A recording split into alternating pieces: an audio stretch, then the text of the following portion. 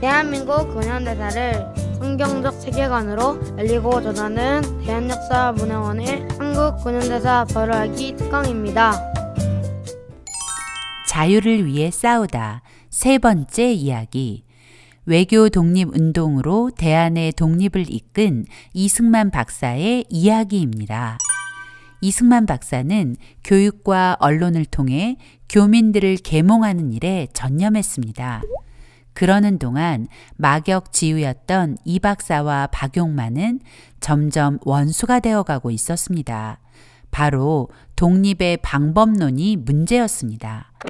이승만 박사는 독립을 위해 먼저는 동포들이 지식과 실력을 갖추는 것과 미국과 같은 강대국가의 외교를 통해 그들의 힘을 빌려야 한다는 생각을 가지고 있었습니다.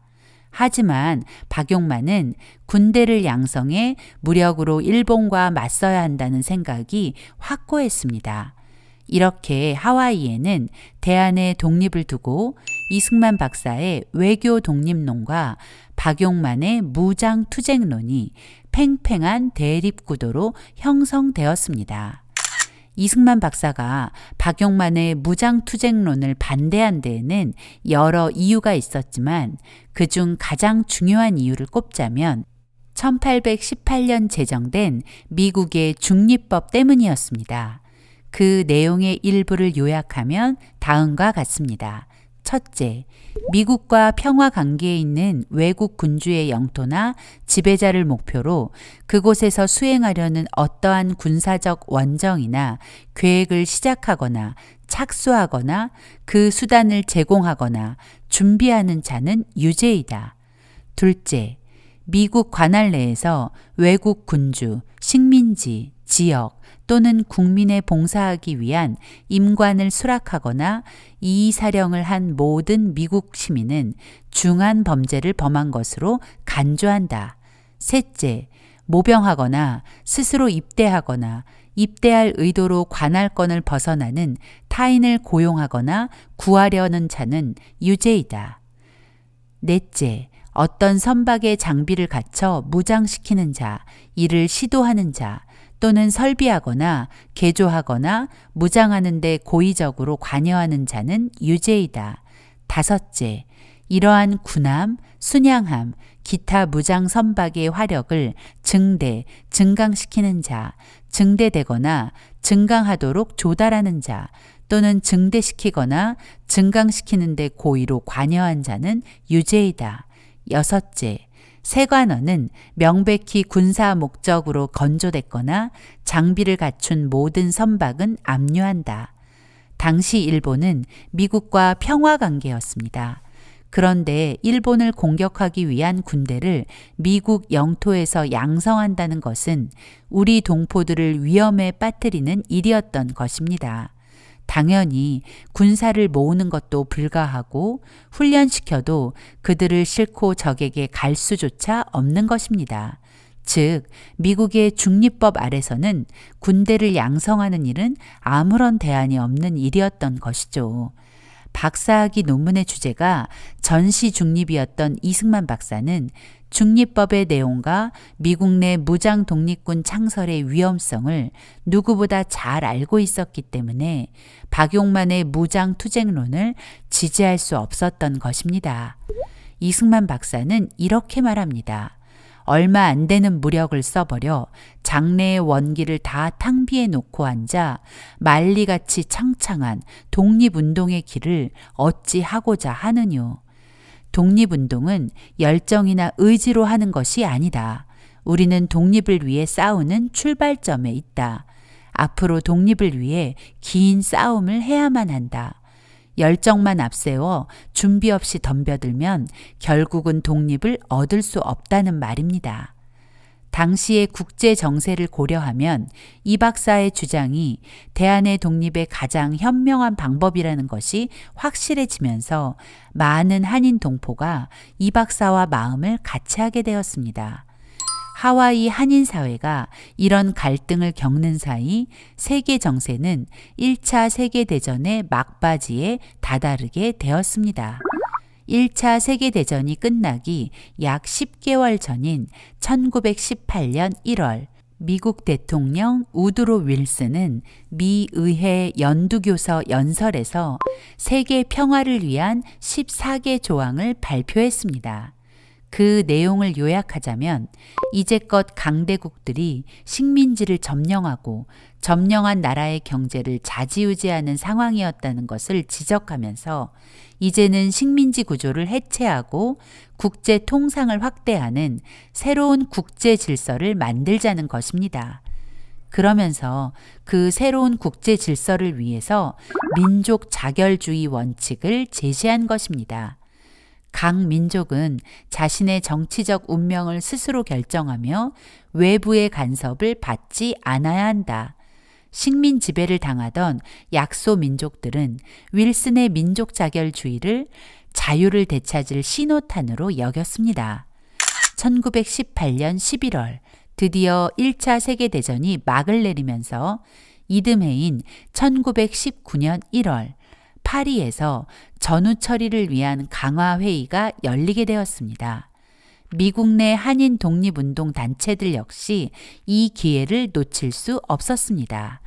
1918년 11월 25일 안창호는 대한인 국민의 중앙총회 임시협의회를 소집하여 이승만, 정한경, 민찬호를 파리 강화회의에 한인 대표로 파견하기로 결정했습니다. 이승만 박사는 1919년 1월 6일 하와이를 떠나 6년 만에 미국 본토를 밟았습니다. 그러나 이 박사의 마음은 편치 않았습니다. 왜냐하면 일본이 승전국의 일원이었기 때문이었죠. 일본과 평화 관계에 있는 미국이 일본의 식민지인 한국 대표를 파리 강화회의 정식 멤버로 인정해 줄 리 없고 파리로 가는 여권조차 발급해 주지 않을 것이 분명했으니까요. 이 박사의 염려는 적중했습니다. 일본의 방해로 여권을 발급받을 수 없게 되었고 결국 파리행은 좌절되고 말았습니다. 이 박사는 샌프란시스코, LA, 시카고, 디트로이트, 뉴욕을 거쳐 필라델피아에 도착했습니다. 1919년 2월 13일 이승만 박사는 서재필을 만났습니다. 이날 이 박사는 서재필에게 필라델피아에서 한인대회를 개최하고 동포들이 독립기념관까지 퍼레이드를 하여 우리의 독립 의지를 표명하자고 제안했습니다. 하지만 서재필은 이 박사의 제안에 즉각 동의하지 않았습니다. 3월 9일 한국에서 3.1 운동이 발발했다는 소식을 전해 들은 후에야 이 박사의 제안에 찬성하게 되었죠. 최근 필라델피아 1919라는 뮤지컬을 통해 많은 사람이 필라델피아 대한인 총대표회의에 대해 알게 되었는데요. 그 뮤지컬에서는 베네딕트라는 유대인 기자가 대한인 총대표회의를 주도한 것처럼 표현했습니다. 하지만 그것은 사실처럼 보이는 픽션이죠. 베네딕트는 그 자리에 참석한 많은 사람 중 하나였을 뿐입니다. 필라델피아 1919 대한인 총대표회의를 구상하고 주도한 것은 이승만 박사였다는 것이 진실입니다. 이 박사가 백오인 사건으로 서울을 떠나면서 쓰기 시작한 이승만 일기를 보면 비록 간결한 기록이지만 이 박사가 필라델피아 대한인 총대표회의를 구상했다는 사실을 확인할 수 있습니다. 한편 한국에서는 백오인 사건 이후 일본의 한국교회 핍박과 무단 통치가 극에 달했습니다. 1919년 3.1 운동이 일어납니다. 서울 전역에 만세의 함성이 울려 퍼졌고 남녀노소 모두가 저마다 손에 태극기를 들고 이 거룩한 만세 시위에 동참했습니다. 3.1 운동은 단 하루의 이벤트가 아니었습니다. 파고다 공원을 시작으로 다음 날은 서울역에서 그리고 전국으로 한인이 거주하는 세계 각지에 퍼져가며 대한독립의 간절한 소망을 세상에 선포했습니다. 여러분은 이승만 박사가 3.1 운동에 아주 중요한 역할을 했다는 사실을 아시나요? 이승만 박사는 1차 세계대전 종전이 임박해오자 국내외 독립운동가 동지들에게 걸기할 준비를 갖추라는 밀서를 보내기 시작했습니다. 그리고 11월 11일 독일의 항복으로 1차 세계대전이 끝나고 파리 강화회의 예비회담 의제 속에 민족 자결주의가 상정되었음을 확인한 이 박사는 곧바로 국내와 일본, 중국 등지의 독립운동가 동지들에게 민족 총궐기의 때가 왔다며 한국인의 독립의지를 드러낼 퍼포먼스를 일으키라는 지령과 밀서를 보냈습니다. 국내외 독립운동가 동지들에게 윌슨 대통령의 민족 자결주의 원칙이 파리 강화회의에 정식으로 제출되는 이 기회를 놓칠 수 없습니다. 일본의 노예 정책을 고발하고 한민족의 자주권을 회복시키는 기회로 만들어야 할 것입니다.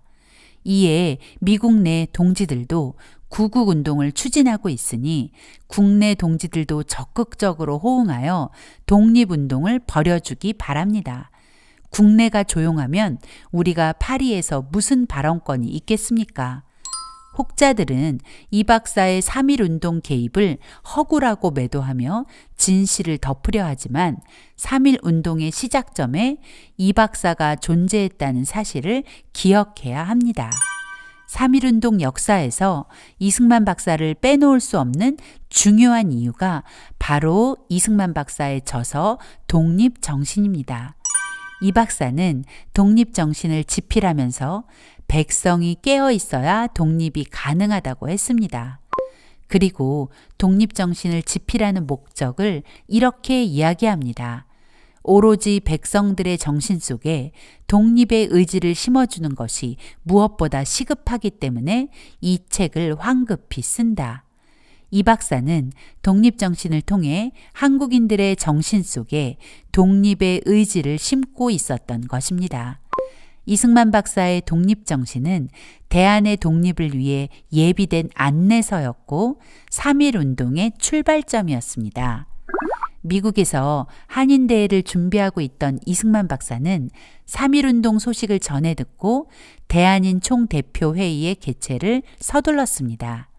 미 동부 필라델피아에서 열린 이 대회는 대한인 총대표회의라는 이름으로 1919년 4월 14일부터 16일까지 3일 동안 진행되었습니다. 필라델피아의 거리로 나온 한인 동포들은 대한의 비전은 미국과 같은 기독교 자유국가, 일본은 우상숭배의 나라, 그러므로 미국은 우리를 도우라라고 외치며 우리의 독립 열망과 그 정당성을 표명했습니다. 3.1운동 이후 곳곳에서 대한의 독립을 도모하려는 임시정부가 세워졌습니다. 임시정부 중 가장 처음 수립된 노령 임시정부, 4월 11일에 수립된 상해 임시정부, 그리고 이승만 박사를 집정관 총재로 임명하고 민주공화국의 형태를 갖춰 출발한 최초의 임시정부 한성정부를 비롯해 적지 않은 임시정부가 생겨났고, 그렇게 1919년 9월 11일 모든 임시정부를 하나로 통합한 대한민국 임시정부가 탄생했습니다. 대한민국 임시정부는 대통령의 이승만 박사, 국무총리의 이동희가 지명되어 임정활동을 시작했습니다. 이승만 박사는 임시정부 대통령이 되었지만 외교적 독립운동을 위해 임정이 수립된 직후 바로 상해에 가지는 못했고 1920년 12월에야 대한민국 임시정부에 합류하게 되었습니다. 이 박사는 상해에서 약 5개월을 머물렀고 미국으로 건너와 워싱턴 DC의 구미위원부를 개설하여 임시정부와 소통하며 외교 업무를 담당하며 독립운동을 이어갔습니다. 한인 동포들의 독립운동 역사 속에는 두 가지 독립 노선이 팽팽히 대립하고 있었는데 바로 외교 독립과 무장투쟁 노선입니다. 두 독립 노선이 어떤 결과를 가져왔는지 잠시 살펴보겠습니다. 1920년 초반까지 독립을 위해 싸우던 독립군의 수는 가장 강력한 병력을 가졌을 때가 약 3,000에서 5,000명 정도였고, 그마저도 훈련도 제대로 못 받은 의병 수준이었죠. 반면 일본은 잘 훈련된 정예부대로 병력을 최대 700만까지 보유한 적도 있었습니다. 게다가 일본은 전투기며 항공모함까지 갖춘 세계적으로 3대 군사 강국이었죠.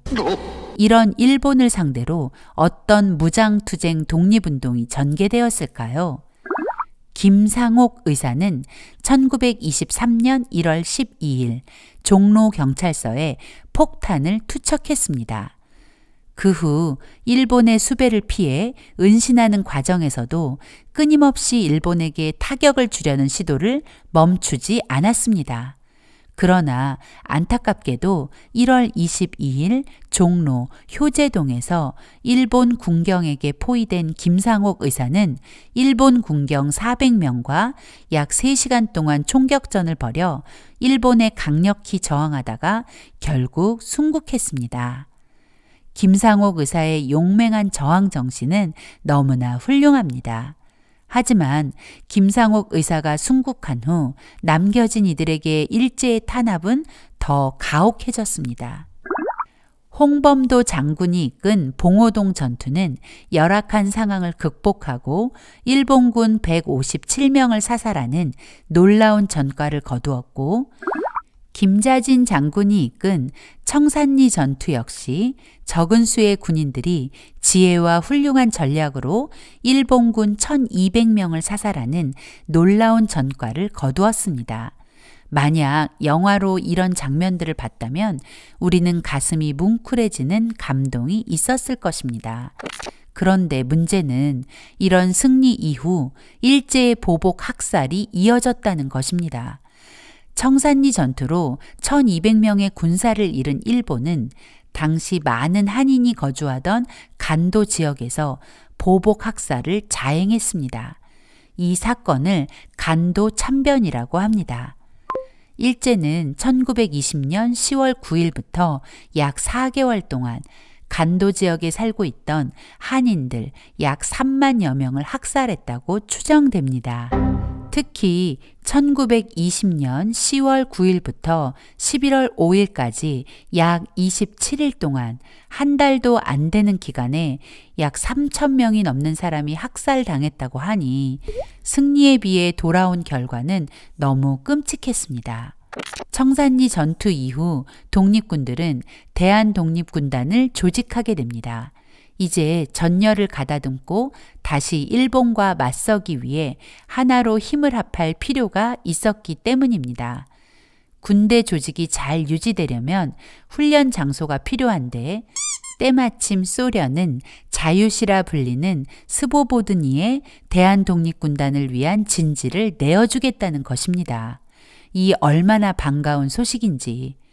대한독립군단 약 3,500명은 1921년 1월부터 3월 사이에 자유시의 집결을 완료했습니다.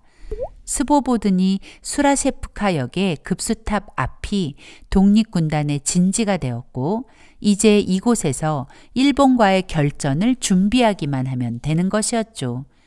그리고 3개월이 지난 6월 28일 소련은 새 무기를 지급해 줄 테니 무장을 해제하라는 석연치 않은 제안을 해왔습니다. 뭔가 찜찜하긴 하지만 독립군단은 대부분 무장을 해제하기 시작했습니다. 그날 오후 4시경 소련 붉은 군대는 30여 문의 기관총으로 스보보드니 수라세프카역 급수탑 아래 독립군단의 진지를 아수라장으로 만들었습니다. 무장한 소련 붉은 군대와 함께 독립군단을 공격한 것은 고려공산당 이르쿠츠크파 오하묵의 자유대대였다는 것이 우리를 더 경악하게 만듭니다. 공산주의가 바로 그런 것입니다. 급수탑 아래 독립군 진지 양옆으로는 무장한 소련 붉은 군대와 고려공산당 자유대대가, 그리고 진지 앞뒤로는 철로와 제야강이 독립군단의 퇴로를 막고 있었습니다.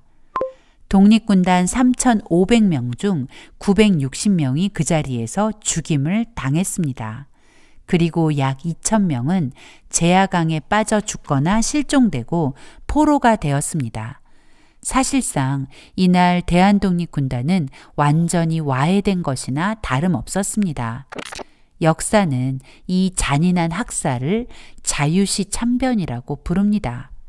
1921년 6월 28일 스보보드니 시에서 일어난 자유시 참변은 일본과 비밀 합의를 맺은 소련 공산당과 이르쿠츠크 한인 공산당에 의해 대한독립군단이 몰살당한 사건입니다.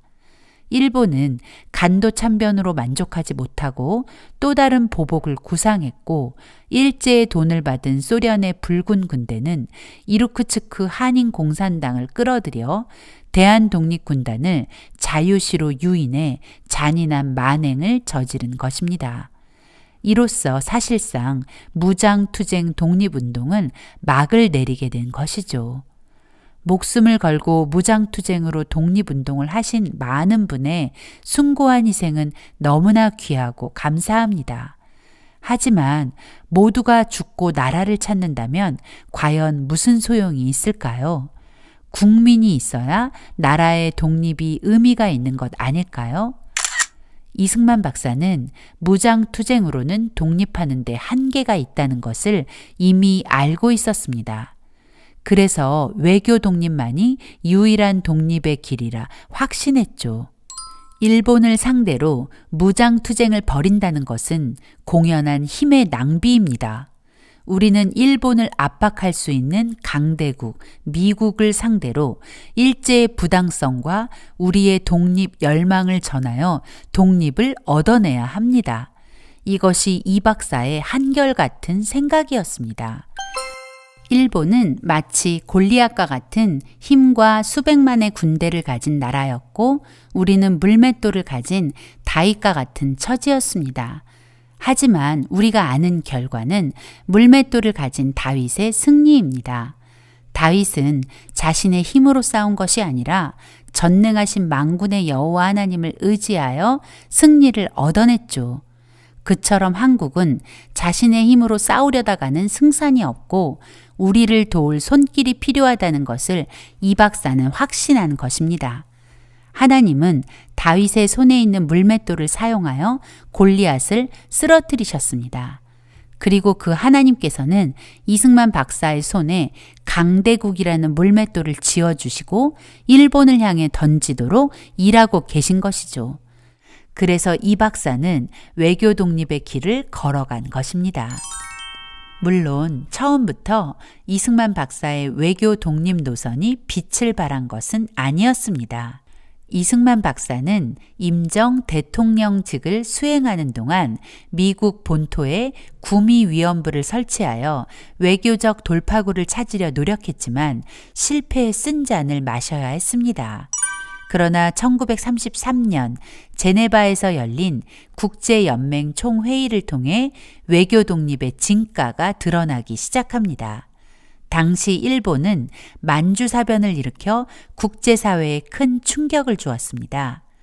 대한민국 임시정부는 이 박사를 한국의 독립을 탄원하기 위한 수석 특명 전권 대표로 임명하고 제네바 국제연맹으로 보냈습니다. 이승만 박사는 한국의 독립 당위성을 국제적으로 알리기 위해 1933년 1월 5일부터 제네바에서 외교 독립 활동을 시작했습니다. 본회에 참석하지는 못했지만 이승만 박사는 신문과의 인터뷰, 방송 등을 통해 일본의 만행을 고발했습니다. 그의 그 인터뷰 기사가 라 트리븐 도리앙이나 뉴욕타임즈에 실리며 반향을 일으켰습니다. 이승만 박사는 인터뷰마다 조선의 독립이 동아시아의 안정과 평화의 필수 조건임을 강조했죠. 이 박사는 국제연맹 총회에 참석한 사람들에게 나눠줄 소책자를 제작하여 당시의 만주사변에서 드러난 일본의 만행을 고발했습니다. 이 소책자는 한국의 독립이 만주 평화의 핵심이라는 주장을 담은 만주의 한국인들이라는 35쪽 분량의 영문책자로 1932년 작성된 리튼 보고서의 내용을 발췌하여 코멘트를 달았습니다. 이승만은 이 소책자의 머릿말에서 출판 이유를 다음과 같이 밝힙니다. 이 소책자의 목적은 중국과 일본 간의 갈등에 대한 의사결정을 하기 위해 국제연맹회의에 참가한 각국 대표, 언론, 그리고 억압받는 사람들에 의해 정의의 편에 서고자 하는 모든 사람과 단체들이 극동의 문제에 대해 올바른 해결책을 마련하는데 중요한 쟁점이라고 리튼 보고서가 지적한 한인 문제에 주의를 기울이도록 합니다. 이 박사는 국제연맹 사무국으로 하여금 각국 대표들에게 이 책자를 배포하도록 하는 한편 관련된 언론 인터뷰도 적극 수행하며 국제연맹 회원국 대표들과 미국, 유럽 기자들을 상대로 일본의 침략성을 고발했습니다. 결국 일본은 3월 27일 국제연맹 탈퇴를 선언하게 되었습니다. 이승만 박사가 제네바에 머무는 동안 이 박사 개인에게도 아주 중요한 일이 일어났죠. 바로 평생의 반려자 프란체스카 도너 양과의 만남입니다. 두 사람은 이듬해 부부가 되었고 프란체스카 여사는 이 박사의 아내이자 친구이며 조력자 그리고 이 박사 전담 타이피스트로 이 박사를 도왔습니다. 대한의 독립은 무장투쟁으로 이루어낸 것이 아닙니다. 외교 독립이 가져다준 선물이었죠.